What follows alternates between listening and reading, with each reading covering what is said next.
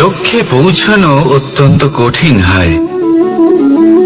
কেউ ভাবেন যে কেন এত কঠিন হয়, কেন এত কষ্ট করতে হয় লক্ষ্যে পৌঁছানোর জন্য। এই লক্ষ্য সরলভাবে কেন আমার কাছে চলে আসে না। চলুন আপনাকে একটা কথা বলি, যদি আপনার লক্ষ্য কঠিন না হয় তাহলে তাকে পাওয়া আপনার পক্ষে অসম্ভব হয়ে উঠবে।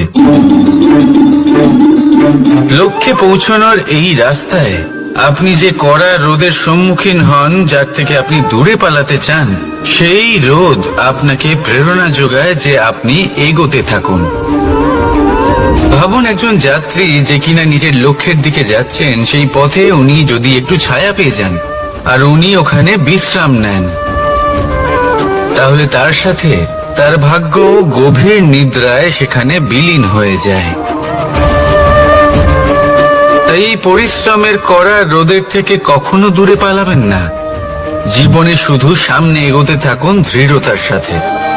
আর লক্ষ্য সরল হোক, কঠিন হোক বা অত্যাধিক কঠিন হোক, একটা কথা মনে রাখবেন, যে জীবনের লক্ষ্যে পৌঁছতে পেরেছে সে লক্ষ্য প্রাপ্তির জন্য আফসোস কখনোই করে না।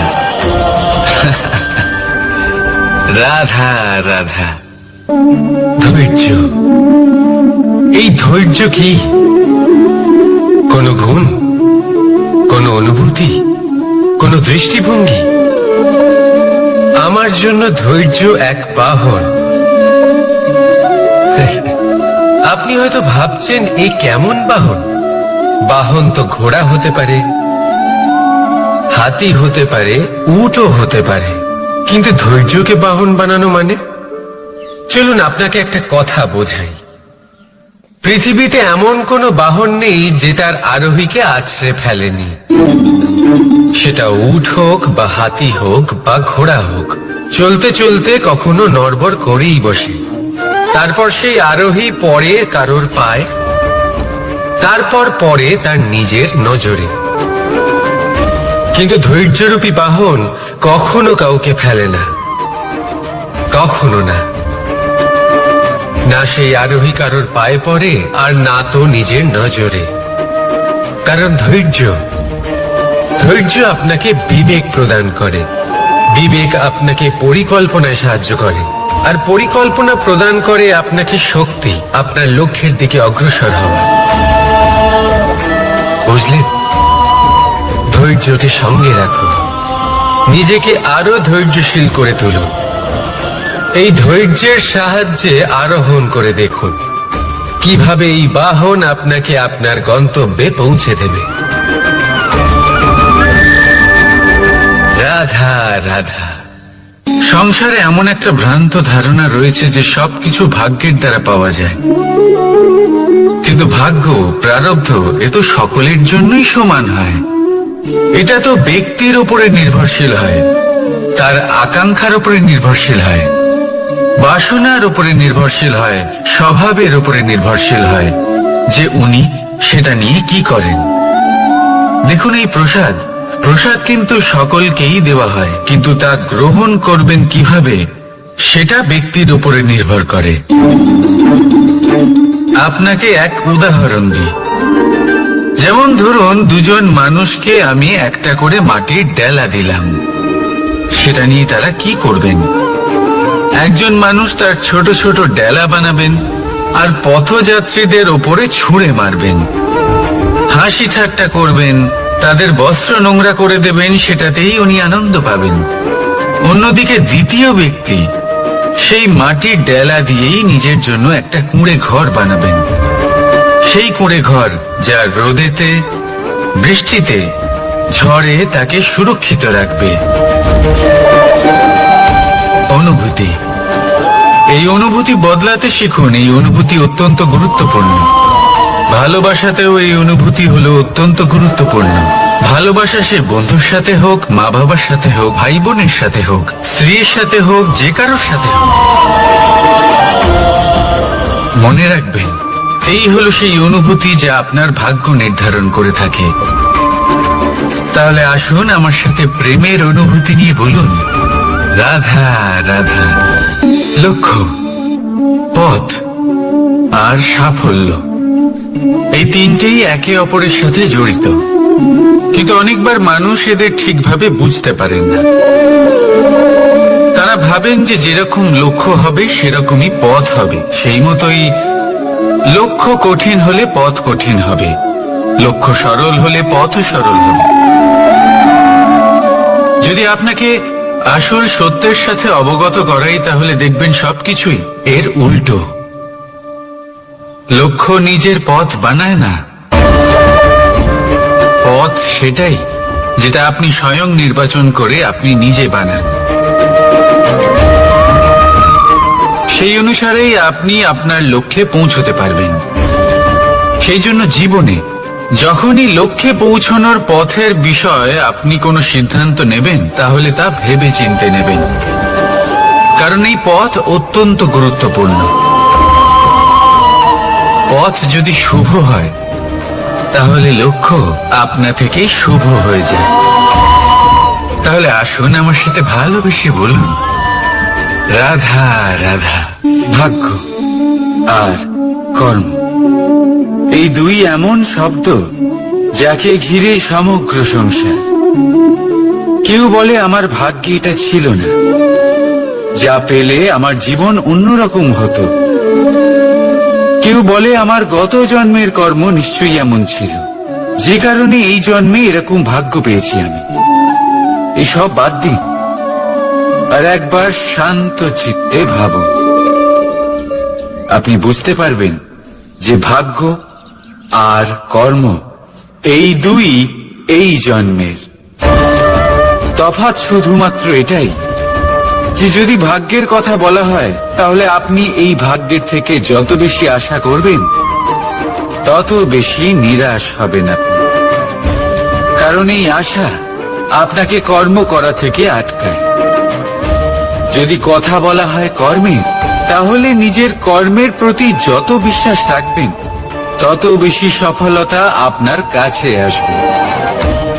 তাই একটা কথা মনে রাখবেন, ভাগ্য আপনার কর্ম নির্ধারণ করে না, কিন্তু আপনার কর্ম আপনার ভাগ্যকে অবশ্যই নির্ধারণ করে। রাধা রাধা নাম কত সাধারণ একটা বিষয়। প্রত্যেক মানুষ যে জন্ম নেয়, তাকে একটা নাম দেওয়া হয়, যা সে পেয়ে থাকে তার মাতা পিতার দ্বারা, না হলে তার গুরুর দ্বারা, বা কোনো আত্মীয়ের দ্বারা, বা কোনো কাছের মানুষের দ্বারা। এই নামের সাথে সে আস্তে আস্তে বেড়ে ওঠে। কিন্তু এটাই কি সেই নাম? এই নামই কি সবকিছু? কখনোই নয়। একটা নাম সেটা যা আপনি জন্মের সময় লাভ করেন, যে নামে আপনি কর্মের পথে অগ্রসর হন। আরো একটা নাম সেটা যা আপনি আপনার কর্মের দ্বারা অর্জন করেন। আর এই নামেই আপনাকে সবাই যুগ যুগ ধরে মনে রাখে। আপনার আসল নাম সেটা নয় যা আপনাকে জন্মের সময় দেওয়া হয়েছিল। আপনার আসল নাম সেটা যেটা আপনি আপনার কর্ম দ্বারা লাভ করেছেন। কারণ সেই লাভের পেছনে প্রচুর প্রয়াস লুকিয়ে থাকে, অনেক পরিশ্রম লুকিয়ে থাকে। কিন্তু যদি আপনি চান যে মানুষ আপনার নাম মনে রাখে, তাহলে আপনাকে কর্মের পথে অগ্রসর হতেই হবে। শুভ কর্ম করতে হবে, অনর্গল চেষ্টা করে যেতে হবে, মহান কাজ করতে হবে।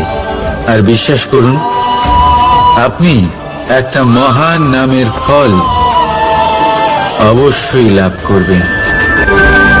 রাধা রাধা। আমি এখানে একা এই বনে বসে আছি, বাঁশি বাজাচ্ছি। কার জন্য? কে আছেন এখানে? কেউ নেই।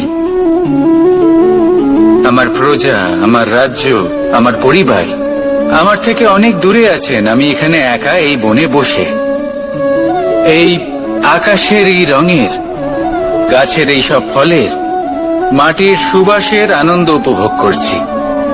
কেন? আমি হলাম দ্বারকাধীশ। এমন কি রাজকীয় বা ভৌতিক সুখ রয়েছে যে আমি ওখানে পেতে পারি না? সবকিছুই পেতে পারি, তাও এখানে বনে একা বসে আছি। কোন সুখ খুঁজে চলেছি? একা থাকার সুখ। আমরা প্রত্যেকদিন অনেক মানুষের সাথে, চিন্তাধারার সাথে, কর্মের সাথে, পরিস্থিতির সাথে, সুখ দুঃখের দ্বারা বেষ্টিত থাকি। জীবনের এই চক্রে আমরা জড়িয়ে পড়তে থাকি। যতই আমরা এই সমস্যার সমাধান করি, আমরা ততই এতে জড়িয়ে পড়ি। আমরা এতটাই জড়িয়ে পড়ি যে যখন আমরা আয়নায় নিজেদের দেখি, তখন আমরা নিজেদের চিনতেই পারি না। এমন মনে হয় যেন আমরা নিজেদের হারিয়ে ফেলেছি। সেই জন্য প্রত্যেক দিন আপনি কিছু সময় নিজের সাথে কাটান একান্তে। এটা অত্যন্ত আবশ্যক। নিজের অস্তিত্বের গভীরে গিয়ে দেখতে শিখুন, নিজেকে বুঝুন। অদ্ভুত শান্তির অনুভূতি হবে। যেমন এই বায়ু, এই বৃক্ষ, এই পুষ্প, এই নিসর্গ, এদের মতো আপনিও কখনো একলা হতে শিখুন। কখনো নিসর্গের একটা অংশ হয়ে দেখুন। এই মন প্রসন্ন হয়ে বলবে, রাধা। একবার একটা শেয়াল বনে বিচরণ করছিল। ও একটা ছোট্ট শাবক দেখতে পেল। ও ভাবলো, আজ একেই আমি খাবার হিসেবে গ্রহণ করব। আশেপাশে দেখলো, কেউ দেখছে না তো? কেউ ছিল না। আর সেই শাবকের ওপর আক্রমণ করল, যা হলো একটা ঘোর অপরাধ। বনের নিয়ম অনুসারে আপনি কখনোই শাবকের ওপর আক্রমণ করতে পারেন না। তারপর এই খবরটা যখন রাজা সিংহ জানতে পারলেন, সভার আয়োজন করলেন। কিন্তু সেখানে শেয়াল বলল, আমি তো এরকম কিছু করিনি। কিন্তু যদি আপনি এরকম বলেন, কোনো প্রমাণ দিন, এর কোনো সাক্ষী আছে? তখন রাজা সিংহ পেঁচাকে ডেকে পাঠালেন, যে সেই মুহূর্তে বৃক্ষের শাখার ওপর বসেছিল। সে সব কিছু দেখেছিল। পেঁচা সব সত্যি কথা বলল, আর শেয়ালকে মৃত্যুদণ্ড দেয়া হলো। এবার এই কাহিনী আমি আপনাকে কেন শোনালাম? কারণ মানুষও কখনো কখনো এরকম কর্ম করেন যা শিয়াল করেছে। এটা ভাবেন, কেউ দেখছে না যখন, আমি অনুচিত কর্ম করতেই পারি।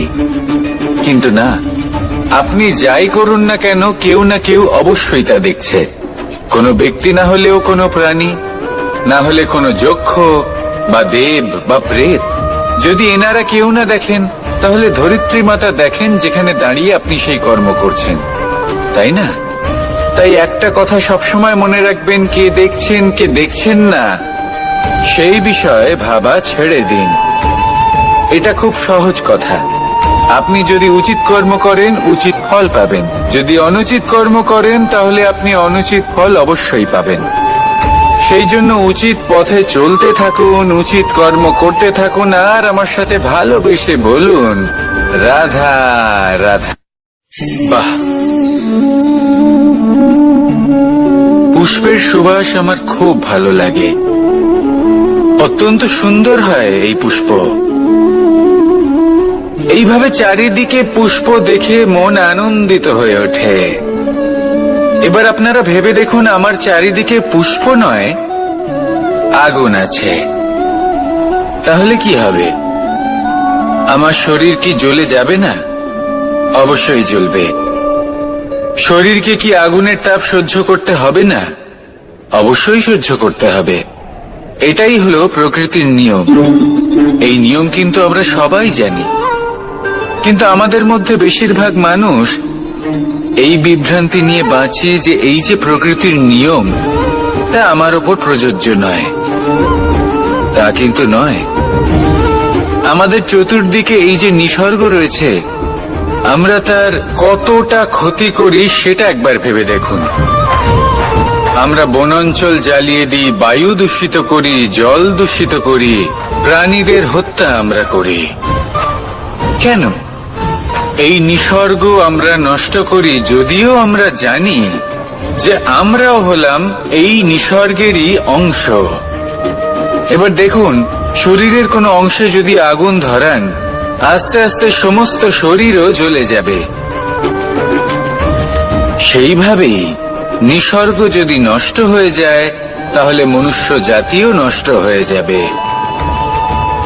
তাই এই যে নিসর্গ আপনি দেখছেন, এই পুষ্প, এই বৃক্ষ, বায়ু, জল, এদের সকলকে রক্ষা করুন, নষ্ট নয়।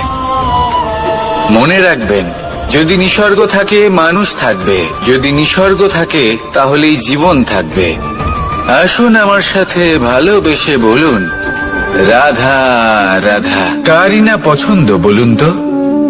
অত্যন্ত সুস্বাদু হয় এই মধু, মিষ্টি খেতে হয় এবং তা শক্তিও প্রদান করে, এবং প্রত্যেকটি মিষ্টি পদার্থের মতোই এতেও খুব তাড়াতাড়ি পিঁপড়ে ধরে যায়। অন্যদিকে যদি নুনকে দেখি, তাহলে বছরের পর বছর রাখলেও এতে পিঁপড়ে ধরে না। এবার যদি কথা বলি বন্ধুত্বের, তাহলে বন্ধুত্ব নুনের মতো হওয়া উচিত, মধুর মতো নয়।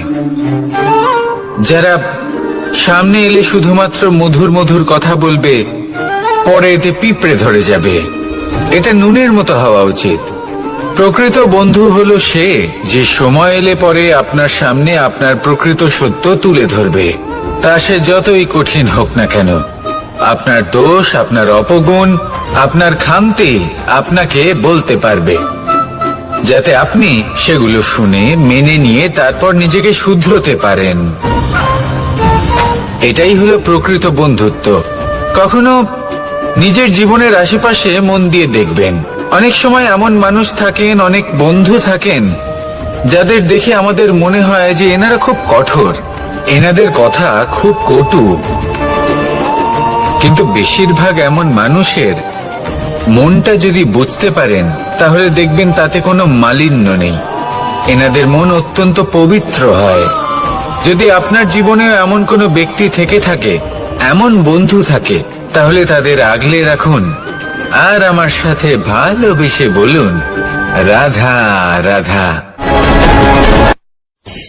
যতক্ষণ আমরা এই সংসারে জীবিত, ততক্ষণ আমাদের সাথে সবকিছু থাকে, আমাদের ধন, সুখ স্বাচ্ছন্দ্য, আমাদের মিত্রগণ, আমাদের পরিবার, এই সমাজ, এই সবকিছু আমাদের সাথে থাকে। যেদিন আমরা এই সংসারকে ত্যাগ করব, এদের মধ্যে কেউ আমাদের সাথে যাবে না, না ধন, না স্বাচ্ছন্দ্য, না সম্পত্তি। এই সকল মানুষ, এই সমাজ, এরা শুধুমাত্রই শ্মশান পর্যন্ত আমাদের সাথে থাকতে পারবেন। তারপরে যদি আমাদের সাথে কিছু যেতে পারে, তাহলে তা শুধুই আমাদের ধর্ম। আর এই সংসারে আমরা নিজেদের যে সুনাম রেখে যাই, সেটা সম্ভব শুধুমাত্র কর্মের দ্বারা। সেই জন্য সংসারে যতদিন পর্যন্ত জীবিত আছেন, যদি কিছু অর্জন করতে চান, তাহলে ধর্ম অর্জন করুন, ধর্মের বিষয়ে স্পষ্টতা অর্জন করুন এবং কর্ম অর্জন করুন। এটাই হবে আপনার অতীত এবং এটাই হবে আপনার ভবিষ্যৎ, এবং এটাই সকলকে প্রেরণা প্রদান করবে। আসুন আমার সাথে ভালোবেসে বলুন, রাধা রাধা। কোনো যাত্রায় যাব বলে মনে করি, তখনই আমরা প্রস্তুত থাকি আসন্ন বিপদের জন্য বা সংকটের জন্য। যেমন যদি আমাদের মনে হয় যে আজকের পরিবেশ খুব ঠান্ডা হবে, তাহলে আমরা গরম বস্ত্র ধারণ করি বা সেটাকে সাথে নিয়ে যাই। যদি মনে হয় যে বৃষ্টি হতে পারে বা বৃষ্টি হয়ে চলেছে, আমরা দেখছি, তাহলে আমরা একটা ছাতা সাথে নিয়ে নিই। আমরা প্রস্তুত থাকতে চাই এবং এটাই উচিত, এবং সেই কারণেই আমরা যাত্রায় সাফল্য লাভ করি।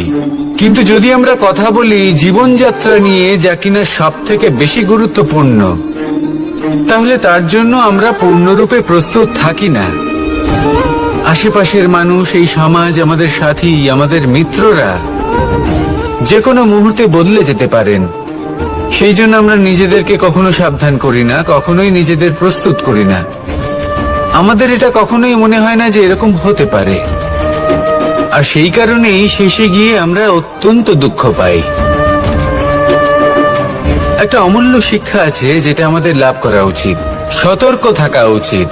এই জীবনযাত্রার জন্য শুধুমাত্র এই পরিবেশের বিষয়ে তথ্য সংগ্রহ করা বা তাকে অনুমান করা এটুকু হলেই চলবে না। আমাদের আশেপাশের মানুষজনকে দেখতে হবে, তাদের স্বভাব পরিস্থিতির ওপর নজর রাখতে হবে।